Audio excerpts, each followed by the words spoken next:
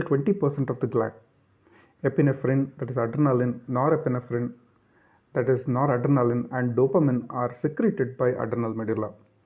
These hormones are called as catacholamines. Adrenal medulla secretes epinephrine and norepinephrine in response to sympathetic stimulation. Adrenal medulla is referred as a modified sympathetic ganglion. Mechanism of release of these catecholamines.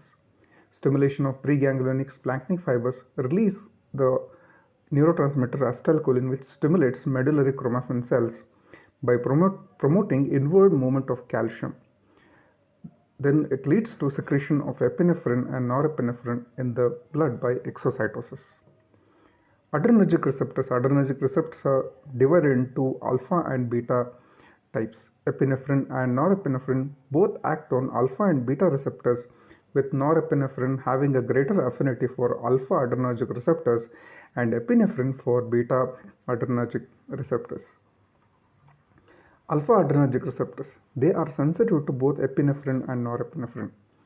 They are mainly excitatory except inhibition of intestinal motility. There are two kinds of alpha receptors, alpha 1 and alpha 2. Alpha 1 are mainly excitatory. These receptors are located on the postsynaptic membranes, whereas alpha 2 are inhibitory, which are located on presynaptic nerve terminals of cholinergic and adrenergic nerves. Beta adrenergic receptors. They respond to epinephrine and in general are relatively insensitive to norepinephrine, and they are mainly inhibitory except excitation of myocardium. There are three types of beta receptors: beta 1, beta 2 and beta 3. Beta 1, its activation produces tachycardia and increased myocardial contractility because of the receptors which are located in the cardiac muscles, whereas beta 2 is associated with the relaxation of the smooth muscle. In human, beta 1 adrenergic mechanism predominates. The actions of epinephrine and norepinephrine on the cardiovascular system, that is epinephrine and norepinephrine are powerful cardiac stimulants. They act mainly by interacting with beta 1 receptors and produces various effects as follows. They increase the heart rate, that is positive inotropic. They increase myocardial contractility, that is they are positive inotropic. They increase the velocity of conduction, that is they are dromotropic, and increases cardiac output, increases automaticity, and increase cardiac work and its requirement, and increase in excitability and tendency to cause cardiac arrhythmias. On the blood vessels and blood pressure. Blood vessels on skin and mucous membranes predominantly contain alpha 1 receptors, hence are constricted by epinephrine and norepinephrine. Both epinephrine and norepinephrine also constrict renal, mesenteric, pulmonary and splanchnic vessels. But epinephrine dilates blood vessels of skeletal muscle and coronary vessels via beta 2 receptors. Norepinephrine does not produce this action as it has no beta 2 action. Intravenous administration of adrenaline in moderate doses produces typical biphasic effect. That is, there is an initial rise in blood pressure due to the alpha 1 activity on the blood vessels and beta 1 actions on the heart, followed by fall in blood pressure due to the beta 2 mediated vasodilatation in the skeletal muscle. Administration of adrenaline after alpha blocker produces only a fall in BP, that is which is mediated by beta 2 receptors, and this is referred as Dale's vasomotor reversal. The effect on the metabolism, that is carbohydrate metabolism. Catecholamines increase blood sugar via beta 2 receptor. They increase glycogenolysis by increasing phosphorylase activity via alpha receptors and increase glycogenolysis by increasing intracellular calcium levels.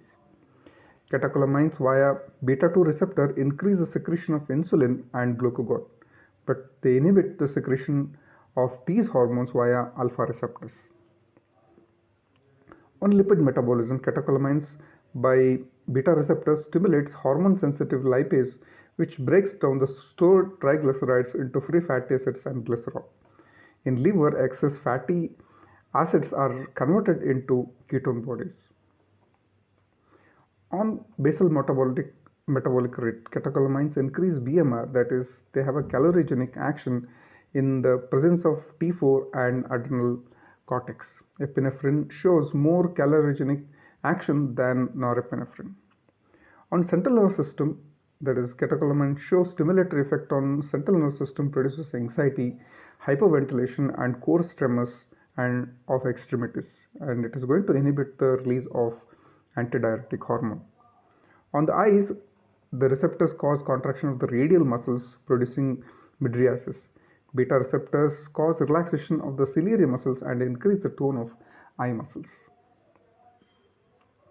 On the gastrointestinal tract, epinephrine causes decrease in the tone and mobility.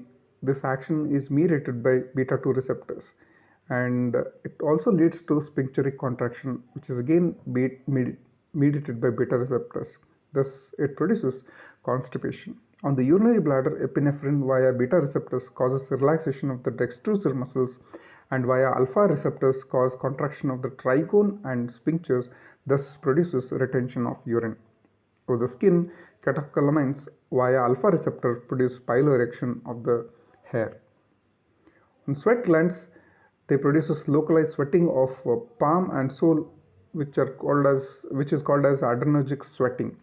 On skeletal muscles, it is going to improve the skeletal muscle blood flow via beta 2 receptor and increases force of contraction. On the bronchial muscles, epinephrine relaxes bronchial musculature, producing bronchodilation, which is again mediated by the beta 2 receptors.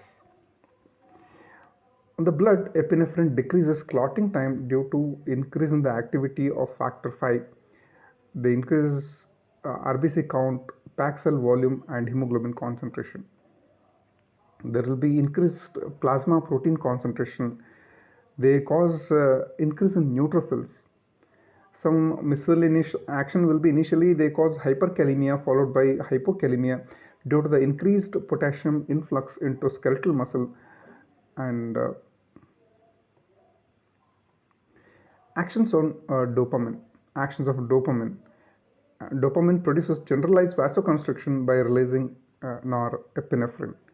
It increases contractility of heart via beta receptors, and it is going to increase systolic blood pressure, and it does not affect diastolic blood pressure. On kidneys, it produces natriuresis by inhibiting sodium potassium ATPase activity, and it leads to vasodilatation. Because of these actions, dopamine is useful in the treatment of traumatic and cardiogenic shock.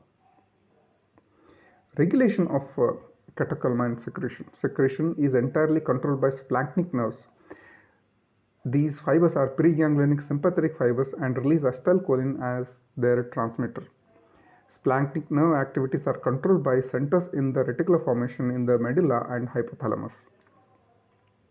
Adrenal medullary activation occurs as a part of sympathetic response to any emergency situations like fear, anxiety, pain, trauma, hemorrhage, and hypoxia. Secretion of glucocorticoids promotes conversion of norepinephrine to epinephrine, and hypoglycemia is a potent stimulus to catecholamine secretion. Some of the applied aspects related to adrenal medulla. Hyposecretion of catecholamines. It usually produces no clinical signs and symptoms because catecholamine production from sympathetic nerve endings appear to satisfy the normal biological requirements.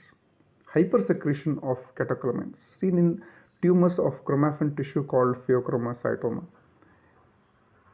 Some of the features of pheochromocytoma are there is a sustained hypertension, headache, there will be sweating, anxiety, palpitation and chest pain.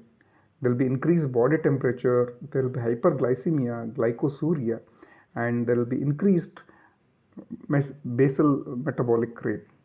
There will be increased urinary excretion of catecholamines, metanephrines and VMA, that is